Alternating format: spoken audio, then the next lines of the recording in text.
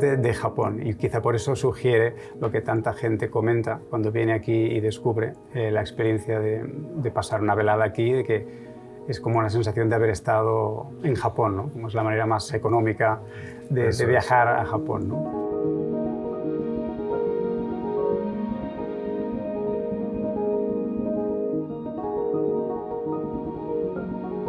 Pilar Acanella es una hermana del primer Acanella que abrimos en Barcelona en el año 2011 y 9 años después pues, nos atrevimos a probarnos fuera de Barcelona. En este caso fue Madrid, era un reto apasionante, muy ilusionante con mi mujer. Y en plena pandemia, bueno, pues hacíamos las obras y lo abrimos con muchísima ilusión y es lo que has visto y lo que conoces aquí. En plena pandemia, o sea, eso ya es valentía total. Segundo restaurante, te vas a Madrid y encima pandemia. En realidad no fue valentía, porque es que estábamos atrapados ya, ¿sabes? La decisión de venir era previa. ¿Quién iba a prever eso, no?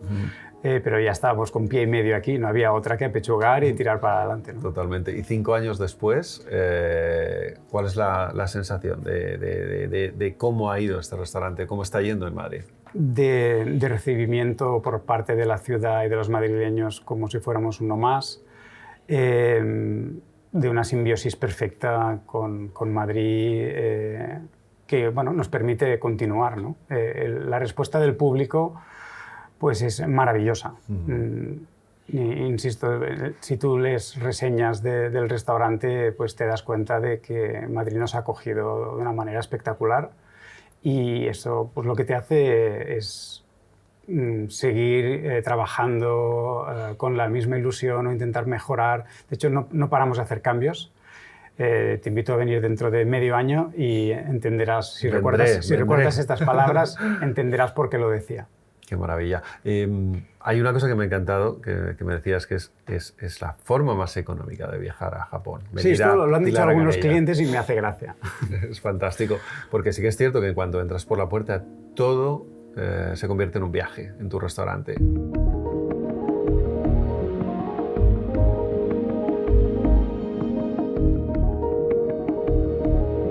La gente se piensa que lo abro con mi mujer, el primero, en Barcelona, pero ella aparece en mi vida 6 años después como mi profesora de japonés. Anda. Sí. Y entonces luego poco a poco fue colaborando, entró a trabajar en el restaurante de Barcelona y al poco tiempo pues, me di cuenta de que había una posición mejor que la de recepcionista, que era la de esposa. Entonces, le hice un upgrade, pero bromas aparte, esto es verdad, bromas aparte, siempre de manera progresiva se fue involucrando más en la toma de decisiones y ella ha servido como un eje, como un filtro de autenticidad brutal. También ella me ha permitido pues, tener familia en Japón. Todos los veranos, tengo 2 niñas medio japonesas, todos los veranos los pasamos allá y aprovechamos el tiempo para aprender. ¿Has estado? No sé si has estado. No he estado. Para cualquier persona del mundo de la gastronomía, sea del país que sea un 3 estrellas Michelin o el dueño de un bar, nos iguala a todos porque es una cura de humildad apabullante. Sobre todo Tokio. Tokio es otra dimensión, es otra liga. No es un tema ya de magnitud, es otro eje, es un eje paralelo. No tengo palabras, como se puede notar, para explicarlo. Hay que vivirlo, hay que ir allá y si tienes la suerte de estar muy abierto, de tener una sensibilidad para absorber una pequeña fracción de todo lo que te ofrece, a todos los niveles, a nivel gustativo, a nivel estético, a nivel de servicio, de atención, de cultura, de trato. Si una pequeña parte de esa excelencia, que allá es el punto de partida, ¿no? Aquí es el objetivo, la excelencia, allá la excelencia es el punto de partida, o sea, la gran diferencia. Si tienes la suerte de poder captar y percibir y trasladar esto aquí, consigues algo muy interesante. ¿Qué es lo que pasa en un restaurante en Japón como Pilar Acanella? ¿Dónde está la magia? ¿Dónde están esos puntos estrella? Porque una de las cosas más llamativas es la carne maravillosa que uno se va a encontrar aquí. Para los japoneses, La carne forma parte ya de su cultura, sobre todo a raíz de la Segunda Guerra Mundial. Antes prácticamente el ganado era un animal de tiro, no se lo planteaban como comer, ¿no? Y como la propia cultura japonesa es la búsqueda de la perfección en todo, pues también en el tema de carne pues llevan los métodos al extremo. Al final hay cierta confusión a nivel de calle en qué diferencia entre el wagyu o la carne de Kobe. Es bastante fácil, voy a intentar ser claro. Wagyu es ternera japonesa, que sigue determinados procedimientos. No toda la ternera en Japón es wagyu. Wagyu al final es como una denominación para referirse a determinada ternera japonesa de determinadas razas. Hay más de 300 denominaciones de origen o marcas de wagyu. Más de 300. De hecho, no hay una fuente que sepa decir exactamente cuántas hay. No hay dos fuentes que digan la misma cifra, hay más de 300. La más famosa, con diferencia, es Kobe beef, la famosa carne de Kobe, ¿no? Se ha convertido en un genérico. Es verdad. Hay muchos establecimientos que te dicen carne de Kobe. Probablemente no es carne de Kobe porque tiene que tener un certificado que cuesta...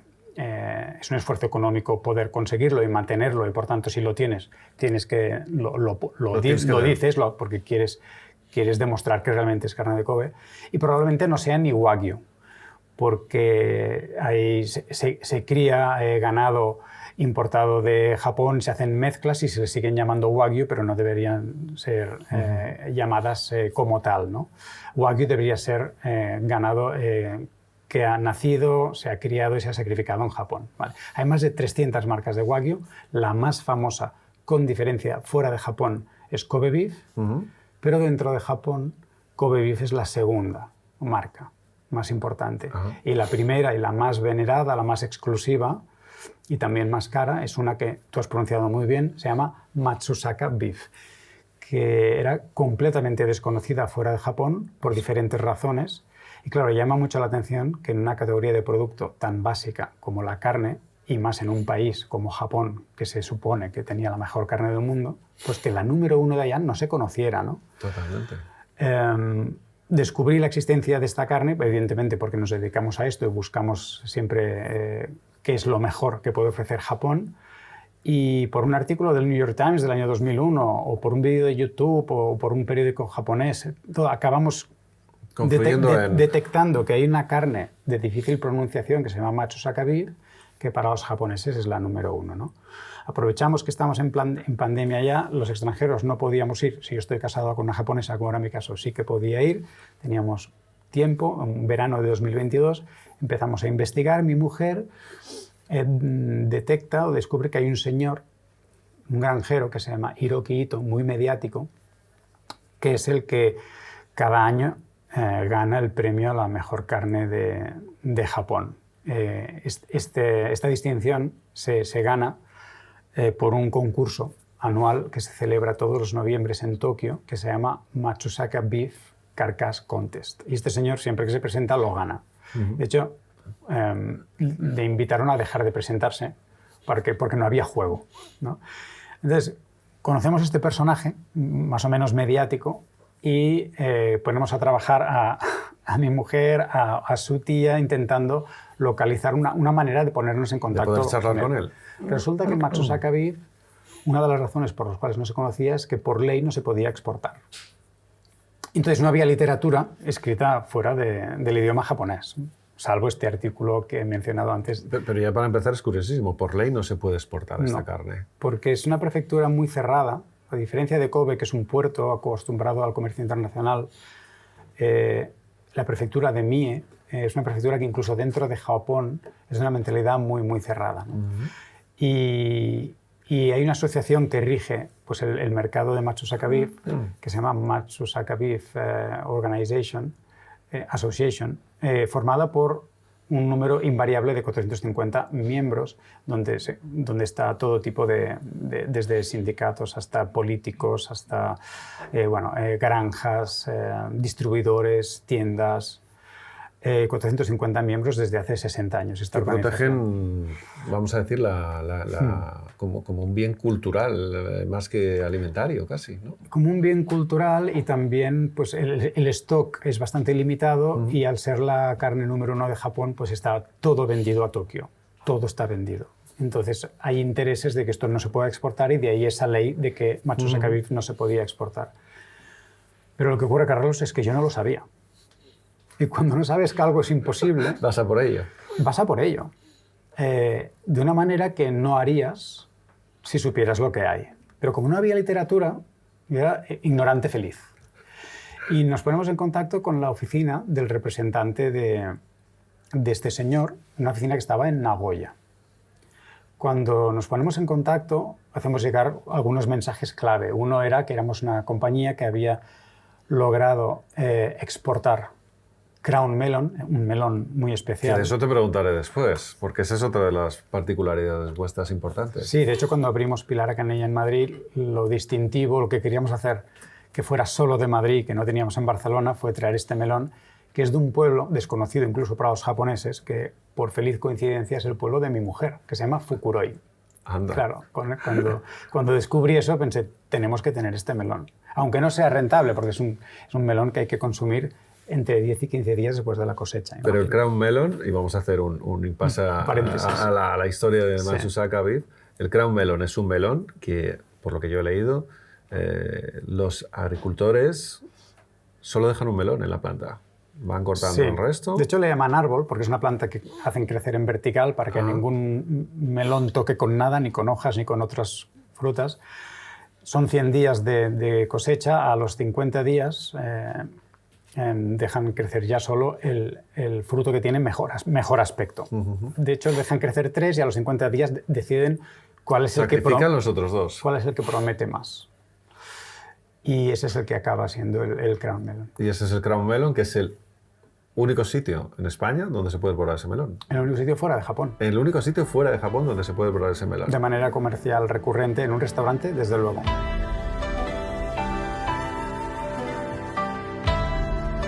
¿Cómo se consigue aunar dos productos estrella de Japón, número 1, que no se puede consumir en ningún otro lugar del mundo fuera de Japón, excepto en este restaurante? Y que nadie se había atrevido. Las dos historias se parecen, pero tienen matices diferentes. Lo del melón era para salvar mi matrimonio.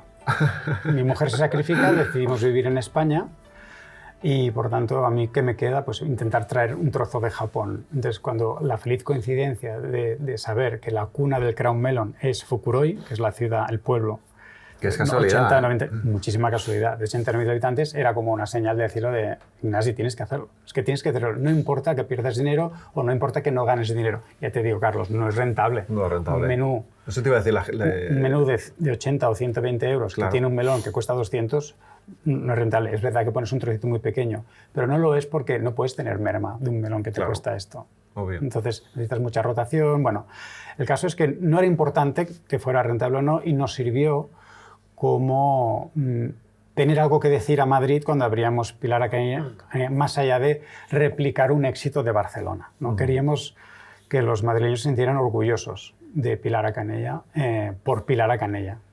Porque hay una cosa muy chula de vuestra historia, que es que primero abrís el restaurante de Barcelona, sí. Que lo llamáis Carlota Canella. Antes me comentabas en honor a tu mejor amigo, ¿no? A la madre de mi mejor amigo. A la madre de tu mejor amigo. Sí. Y unos años después abres Pilar a Canella en Madrid, en este caso, como referencia a mi madre. A tu madre. Claro, tú imagínate mi madre, en la cara que se le queda cuando digo abro un restaurante y pongo el nombre de la madre de un amigo. ¿Pero lo abres tú o lo abre tu amigo? Bueno, lo abrimos juntos, pero le ayudo yo. Muchas explicaciones tuviste que dar. Sí, sí. Bueno, ella lo entendió evidentemente, pero siempre te queda ahí el... Yo me sentía en deuda.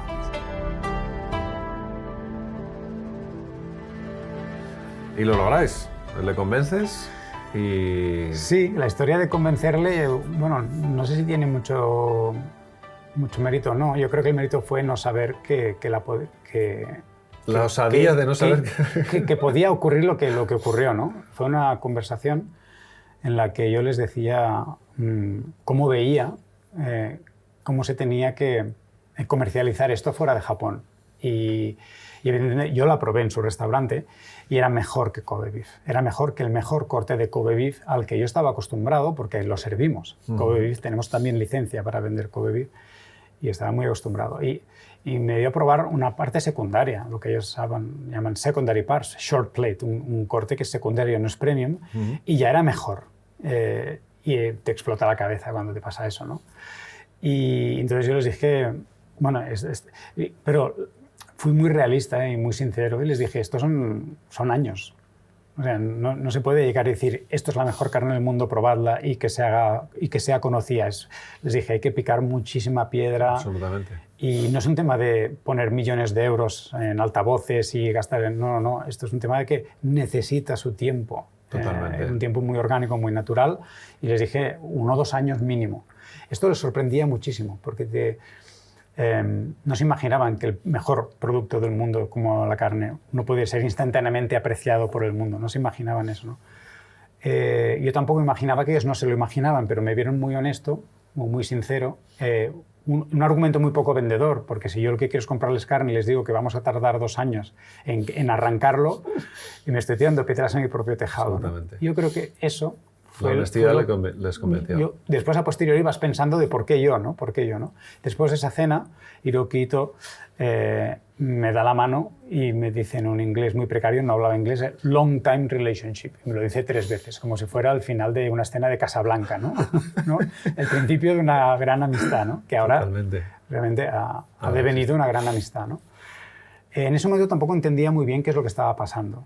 Más o menos me habían informado en las 3 horas de autopista de que no se podía exportar, que había una ley, pero aprovechan que nos conocen a mi mujer y a mí, deciden que somos los elegidos y Hiroki Ito mueve hilos para forzar dentro de la Asociación de Matsusaka Beef un referéndum para votar, para cambiar esa ley que nos permita a nosotros ingresar como uno de los 450 miembros de la Asociación de Matsusaka Beef, lo cual daría pie a que pudiéramos exportar. O sea que sois ahora uno de esos 450. La primera empresa no japonesa en los 60 años de historia de esta impenetrabilísima asociación en ser ingresada, en ser aceptada. Pero tengo que decirte que Hiroki Ito fue muy hábil porque aprovechó un momento de debilidad. En plena pandemia bajaron mucho las ventas de Matsusaka Beef y de todo el Wagyu en Japón.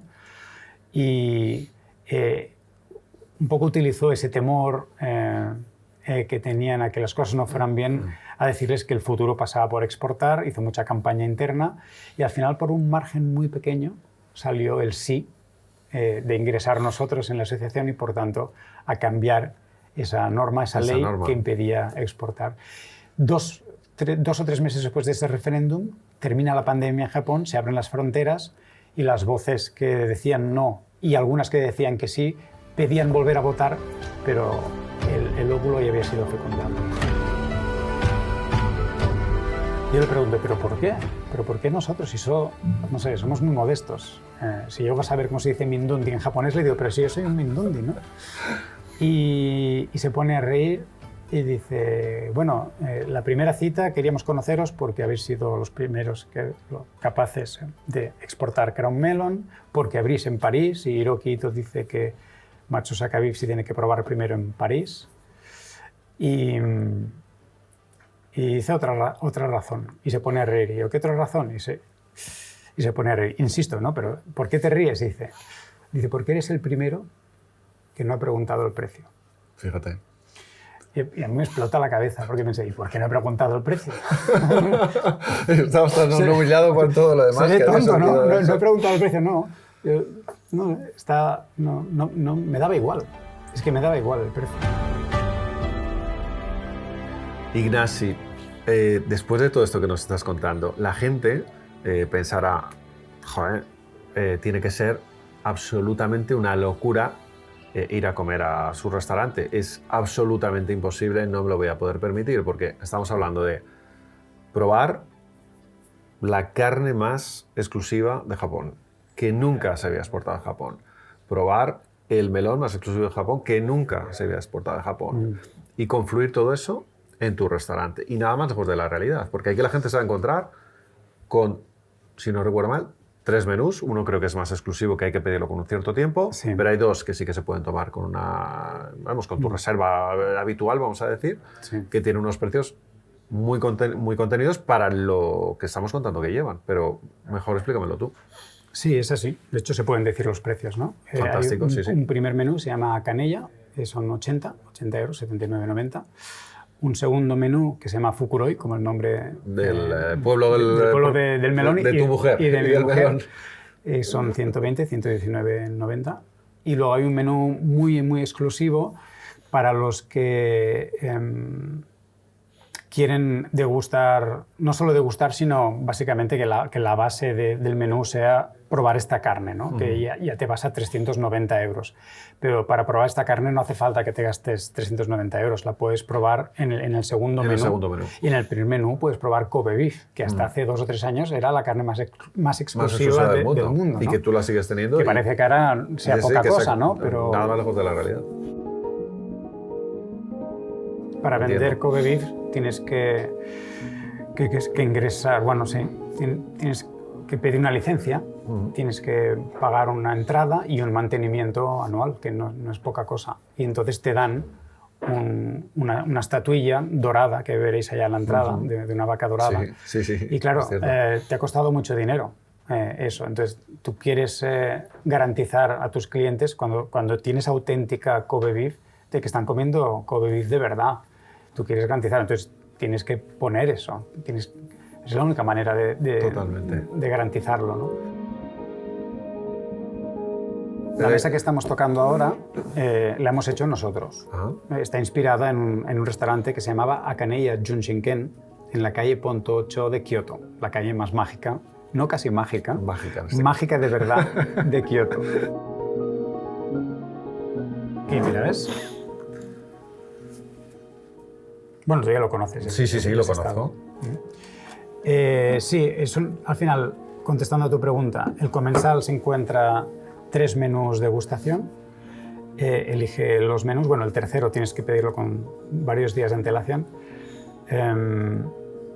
y son unos 12 o 13 pasos, y más o menos cuando llevas un tercio del menú ya te preparamos la parrilla y te traemos unos lingotes de carbón. Ignasi, pues ha sido un gusto que nos presentes tu restaurante, que nos abras las puertas de Pilar a Canella. Nosotros lo que podemos decirle a la gente es que venga a conocer tu restaurante, porque es un viaje sin moverte de Madrid, que yo creo que ese es el lujo también que tenemos ahora en Madrid, el tener sitios tan especiales, tan curiosos, tan mágicos, vamos a decirlo ya sin el casi, me has convencido. Intenta arreglarlo. Tan mágicos como el tuyo, donde uno puede viajar a Japón prácticamente con cogerse un taxi o venirse andando o en transporte público, y en 5 minutos, 15 minutos, 20 minutos de tu casa te encuentras en el mismísimo Kioto, ¿no? o Tokio, y en un restaurante donde vas a comer unos productos que solo hasta la fecha se han vendido en el propio Japón, y los encontramos aquí en Madrid. Y además a un precio relativamente razonable. Ya nos dirás dónde está el truco. Yo creo realmente, te lo digo, no voy a decir lo contrario, ¿no? Pero realmente muy, muy, muy ajustado. Te agradezco las palabras, pero las gracias es a ti, porque si hacemos esto es para la gente, y si la gente no nos conoce no tiene sentido. Pero también gracias a ti para la gente de Madrid, porque muchas veces, a veces ocurren cosas que ocurren en tu ciudad, y por el hecho de que sean en tu ciudad no les das tanta credibilidad, ¿no? Porque normalmente cuanto más lejos y más difícil le das más valor, ¿no? Y lo tienes aquí en la calle Espronceda de Madrid, en el barrio de Chamberí, ¿no? Totalmente. Y a veces es simplemente por desconocimiento, y la labor que haces tú, te agradezco muchísimo. Ignacio, gracias por abrirnos este restaurante tan maravilloso. Gracias.